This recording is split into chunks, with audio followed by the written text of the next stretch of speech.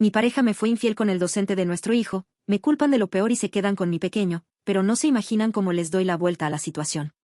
Si te gustan estas historias, suscríbete al canal y deja tu like. Me ayuda un montón. Hola a todos, me llamo Mateo. Soy un hombre común, y mi vida podría haber sido plena si no fuera por lo que estaba a punto de ocurrir. Durante años, pensé que tenía todo lo que deseaba, una esposa encantadora, Gabriela, y un hijo de 12 años, Nicolás, que era mi alegría. Habitábamos en una casa modesta en las afueras de Montevideo, en un vecindario tranquilo y familiar. Trabajaba como arquitecto, un empleo que disfrutaba y que me permitía sostener a mi familia. No éramos adinerados, pero vivíamos con comodidad, o al menos eso creía yo. Desde joven, siempre fui un hombre apasionado por el deporte, especialmente el baloncesto. Los domingos eran sagrados para Nicolás y para mí, solíamos jugar un partido en el parque cercano y luego volvíamos a casa para ver el clásico del fin de semana en la televisión. Además, me gustaba pasar tiempo en mi pequeño taller en el sótano, donde creaba maquetas de edificios y puentes. Era mi manera de desconectarme del trabajo y del mundo exterior. Gabriela, por su parte, era una mujer extrovertida, llena de energía, era profesora de historia en una escuela secundaria, lo que le daba una vida social activa y una gran cantidad de amigos. Siempre admiré su habilidad para conectar con las personas, aunque a veces me preguntaba si realmente estaba a su altura. Sin embargo, nunca pensé que esos pensamientos fueran una señal de lo que se avecinaba. Las cosas comenzaron a cambiar cuando Nicolás tuvo dificultades en la escuela. Siempre había sido un estudiante destacado, pero de repente, sus calificaciones empezaron a caer. No entendía la razón, así que decidí hablar con su profesor de matemáticas, Fernando. Gabriela me aseguró que Fernando era un excelente docente y que había ayudado a muchos alumnos a mejorar sus notas, así que confié en su criterio. Cuando conocí a Fernando, me embargó una extraña desconfianza. Era un hombre de unos 40 años, con una actitud que me pareció demasiado amigable, casi condescendiente. Sin embargo, me convencí de que era solo mi imaginación. Después de todo, él era un profesional y su único interés debía ser ayudar a mi hijo, ¿verdad? Gabriela, por su parte, empezó a pasar más tiempo en la escuela, supuestamente organizando eventos y actividades extracurriculares. Al principio no pensé nada al respecto, ella siempre había sido muy comprometida con su trabajo. Con el tiempo, noté que pasaba más y más tiempo fuera de casa, incluso durante los fines de semana. Empecé a percibir que Gabriela se comportaba de manera extraña. Se volvía evasiva cuando le preguntaba sobre su día, y cuando estábamos juntos, a menudo se distraía con su teléfono o encontraba excusas para no pasar tiempo en familia. Nicolás también parecía más distante, como si supiera algo que no quería compartir conmigo. Una noche, después de que Gabriela salió para un evento escolar, decidí revisar su teléfono. No soy del tipo de persona que invade la privacidad ajena, pero algo en mi interior me decía que necesitaba conocer la verdad. Encontré mensajes entre ella y Fernando, mensajes que dejaban poco a la imaginación. Las palabras, no puedo esperar a verte esta noche, y, me encanta cada momento que pasamos juntos, resonaban en mi mente como un eco. No podía creer lo que estaba leyendo, sentí que el suelo se abría bajo mis pies. ¿Cómo era posible que la mujer que amaba, la madre de mi hijo, me estuviera traicionando de esta manera? No sabía qué hacer. La rabia y la desesperación se entremezclaban dentro de mí, pero decidí no confrontarla en ese momento. Necesitaba tiempo para pensar, para planear mis próximos pasos. Pasaron unos días antes de que me armara de valor para enfrentar a Gabriela. No podía seguir viviendo con esa mentira, pero tampoco quería destruir a mi familia. Una noche, después de cenar, esperé a que Nicolás se retirara a su habitación y me senté con Gabriela en la sala. Le mostré los mensajes que había encontrado y le pregunté, con una calma que no sentía, qué significaban. Gabriela guardó silencio por un momento y luego, para mi sorpresa, no lo negó, admitió que había estado teniendo un romance con Fernando desde hacía varios meses. Dijo que se había enamorado de él, que Fernando la hacía sentir viva de una manera que yo ya no podía. Sus palabras me golpearon como un puñetazo en el estómago, sentía como si mi mundo se desmoronara. Le supliqué que pensara en Nicolás, en lo que esto le haría a nuestro hijo. Pero Gabriela, con una frialdad que no había visto antes en ella, me dijo que ya había tomado su decisión, me comunicó que deseaba el divorcio y que iba a luchar por la custodia de Nicolás. No podía creer lo que estaba escuchando. ¿Cómo podía ser tan cruel, tan insensible? El proceso de divorcio fue largo y doloroso. Durante meses, vivimos bajo el mismo techo, pero como dos desconocidos. Nicolás, atrapado en medio de todo, no sabía cómo lidiar con la situación. Intenté ser fuerte para él, pero la verdad es que me sentía derrotado. Finalmente, llegó el día del juicio. Pensé que tenía una oportunidad justa, que la verdad saldría a la luz y que podría mantener la custodia de mi hijo. Pero no estaba preparado para lo que iba a suceder. Durante el juicio, Gabriela presentó pruebas falsas de que yo había sido un esposo abusivo. Fernando, como testigo, corroboró sus mentiras con un testimonio cuidadosamente planeado. El juez, que parecía haber sido influenciado por algo más que la ley, falló a su favor. No solo perdí la custodia de Nicolás, sino que también fui obligado a abandonar la casa, que había sido mi hogar durante años. Me quedé con casi nada, apenas lo suficiente para comenzar de nuevo. Pero lo que más me dolió fue perder a mi hijo. Sabía que Nicolás me veía como un monstruo, un maltratador, todo por las mentiras que Gabriela y Fernando habían contado. Después del juicio, no podía soportar quedarme en Montevideo. Todo en la ciudad me recordaba lo que había perdido, lo que me habían arrebatado, así que un día, sin previo aviso, empaqué lo poco que me quedaba y me fui.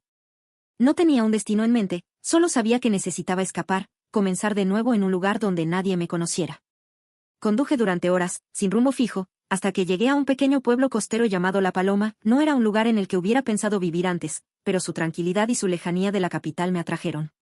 Renté un pequeño departamento cerca del mar y comencé a trabajar en lo que podía, arreglando cosas aquí y allá para ganarme la vida. Los primeros meses en La Paloma fueron difíciles. Estaba solo, lejos de todo lo que conocía. No conocía a nadie en el pueblo, y la mayoría de mis días los pasaba trabajando o caminando por la playa, tratando de encontrar algo de paz. El dolor de haber perdido a mi hijo y mi hogar era insoportable, pero no podía rendirme. Sabía que tenía que seguir adelante, por Nicolás, aunque él no lo supiera. Una tarde, mientras caminaba por la playa, conocí a un hombre llamado Diego.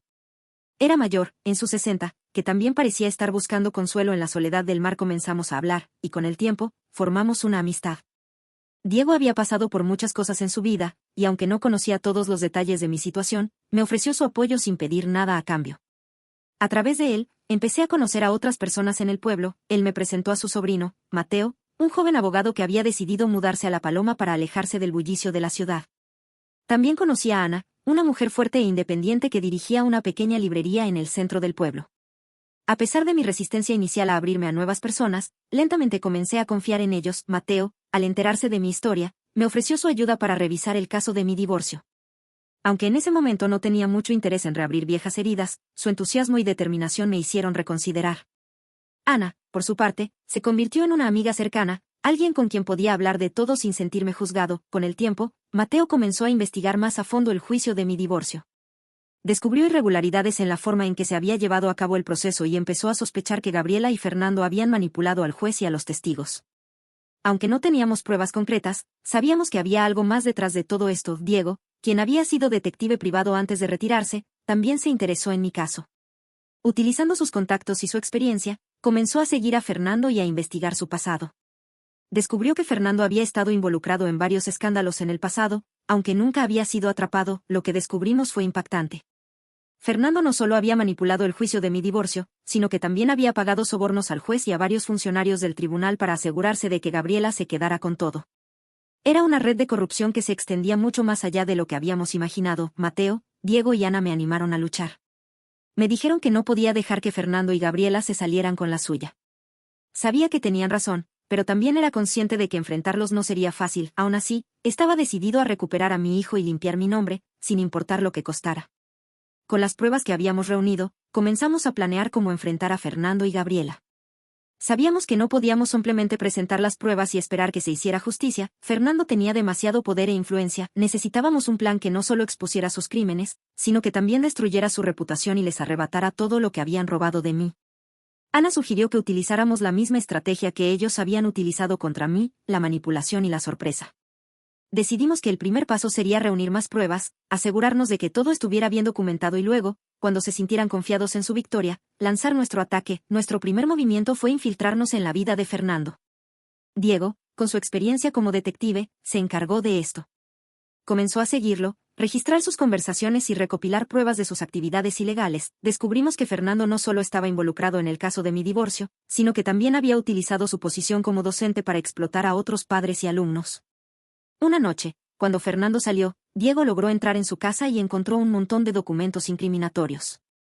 Contratos falsos, registros de sobornos, incluso fotografías comprometedoras que demostraban su relación con Gabriela. Todo esto fue fotografiado y documentado cuidadosamente.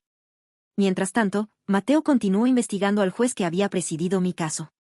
Descubrió que el juez había recibido un gran depósito en su cuenta bancaria poco después del juicio, un depósito que provenía de una cuenta asociada con Fernando. Era la prueba que necesitábamos para demostrar que el juicio había sido manipulado. Decidimos esperar hasta que tuviéramos todo lo que necesitábamos antes de hacer nuestro movimiento. Sabíamos que solo tendríamos una oportunidad para derribar a Fernando y Gabriela y queríamos asegurarnos de que no hubiera margen para el error. Mientras reuníamos las pruebas, también comencé a prepararme emocionalmente para lo que estaba por venir. No sería fácil enfrentar a Gabriela nuevamente, especialmente porque todavía tenía a Nicolás bajo su control. Pero sabía que no podía permitir que siguieran viviendo a costa de mis sacrificios. Ana, que había sido un pilar de apoyo para mí, me ayudó a mantener el enfoque. Me recordó que estaba luchando por algo mucho más importante que la venganza, estaba luchando por recuperar a mi hijo y restaurar mi dignidad.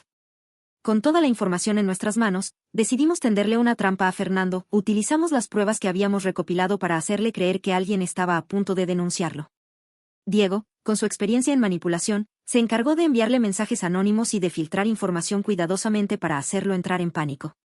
Fernando, sintiéndose acorralado, comenzó a cometer errores, intentó destruir pruebas y sobornar a más personas para que mantuvieran el silencio, pero no sabía que ya habíamos registrado todo.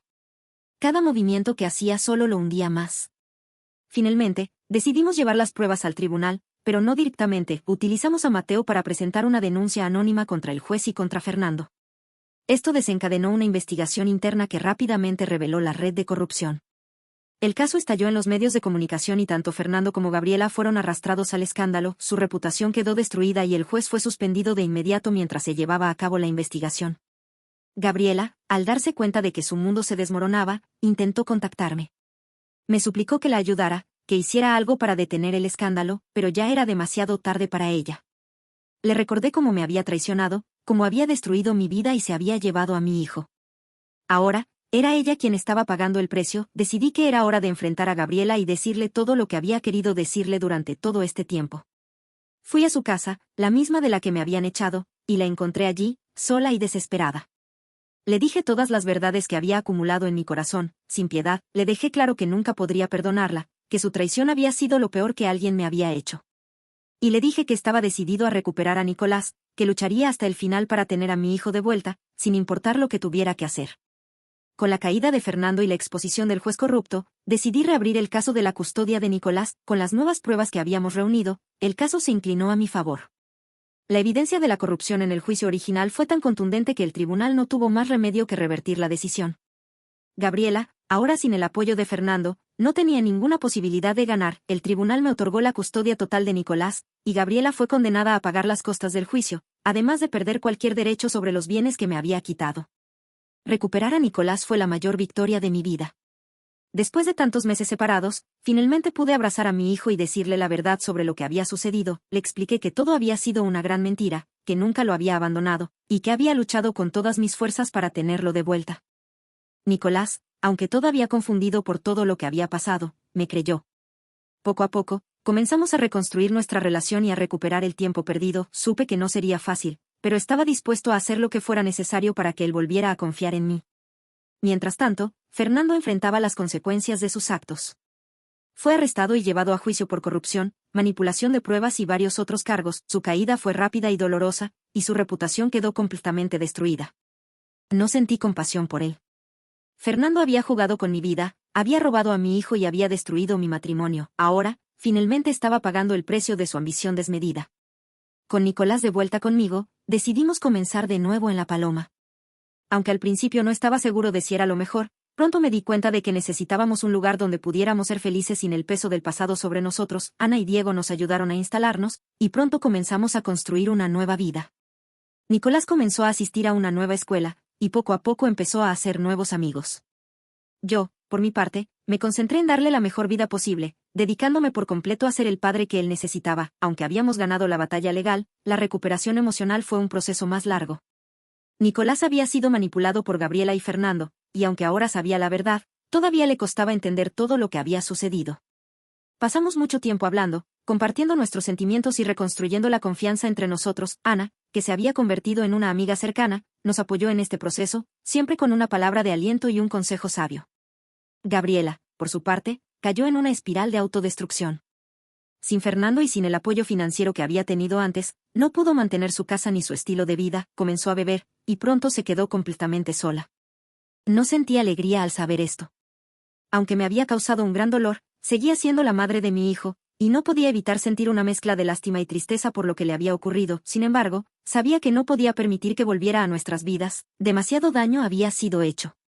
Con el tiempo, comencé a sentirme más fuerte. La experiencia por la que había pasado me había cambiado, pero no para mal, me había vuelto más resiliente, más decidido a proteger a mi hijo y a no permitir que nadie más nos hiciera daño. Decidí comenzar a entrenar física y mentalmente, no solo para estar en forma, sino también para prepararme para cualquier desafío que pudiera venir. Empecé a correr todas las mañanas por la playa y a practicar artes marciales en un pequeño dojo local. Era una forma de canalizar mi energía, de transformar el dolor en fuerza. Mi amistad con Ana también comenzó a transformarse. Lo que al principio había sido una conexión basada en la necesidad mutua de apoyo, empezó a convertirse en algo más profundo. Ana era una mujer increíblemente fuerte, y su presencia en mi vida había sido fundamental para mi recuperación. Un día, mientras paseábamos por la playa, le confesé lo que sentía por ella.